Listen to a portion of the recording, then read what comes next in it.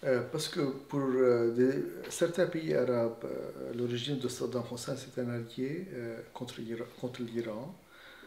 Ils ont pensé que l'occupation américaine a donné plus de pouvoir iranien, plus d'influence iranienne dans l'Irak. Et je crois qu'il y avait un peu de conflit d'intérêts entre les Américains et certains pays arabes sur ce sujet. Et tout ce qui a passé depuis 2003, pour eux, c'était, comme j'ai déjà dit, de renforcer cette influence iranienne, pas seulement dans l'Irak, mais dans le Levant en général.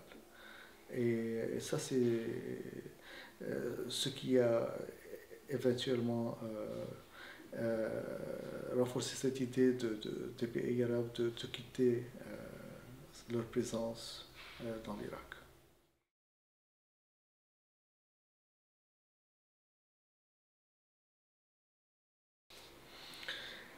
Les pays de Golfe, ils n'ont pas beaucoup d'influence dans l'Irak.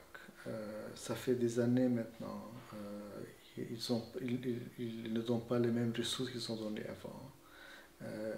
Les Iraniens, ils ont le pouvoir de contrôler pas mal de territoires. Les Américains, ils ont le pouvoir militaire. Et c'est plutôt, pour eux, c'est un peu limité de vraiment faire un impact en Irak.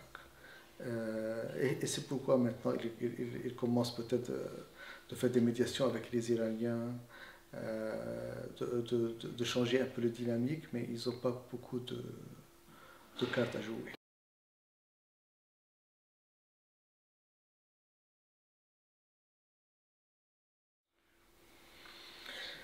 Il essaye.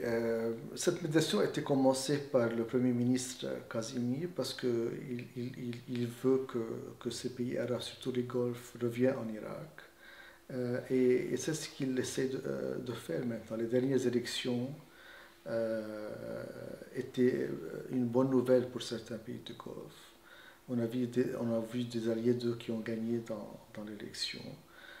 Ils veulent donner l'argent au Irak, mais ils veulent voir un peu le changement dynamique, peut-être moins d'influence iranienne dans l'Irak pour être engagé avec le gouvernement.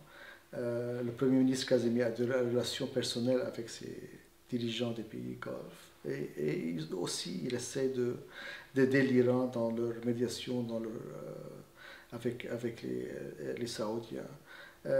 Parce que pour l'Irak, c'est impossible de stabiliser le pays sans avoir vraiment une relation entre Téhéran et Riyad, et même entre Téhéran et Washington sûrement.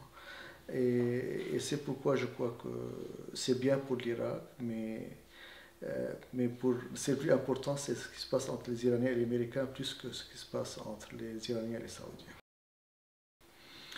Maintenant, il y a une discussion entre les deux qui se passe au niveau de leur ambassadeur. Comme j'ai dit, l'élection a aidé l'Arabie Saoudite d'être plus engagée. Il y a pas mal de changements. On a vu Muqtada Sadr, on a vu Halboussi, qui ont gagné dans cette élection.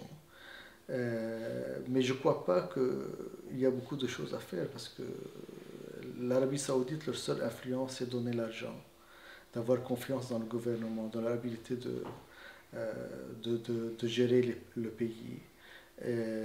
Mais ils n'ont pas d'influence vraiment sur le terrain.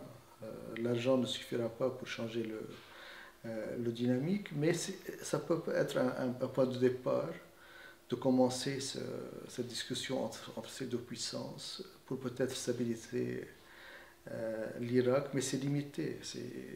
Tout dépend de ce qui se passe entre les Iraniens et les Américains.